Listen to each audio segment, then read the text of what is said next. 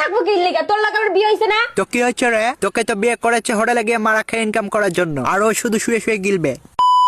Hello guys, আজকে আমি এমন দুজনকে নিয়ে রিয়াকশন দেবো যে দুজনকে নিয়ে রিয়াকশন দেওয়ার পর হয়তো আমাকেও শেখাচ্ছের মতো দেখছে রে, পাল্লাতে হবে। জান্নাত কি করো? সেরকম কিছু না, তুই যে জঙ্গলটাতে হারিয়ে যাস সেই জঙ্গলটা ক্লিন করতেছে আর কি, যেন হারিয়ে না যাস।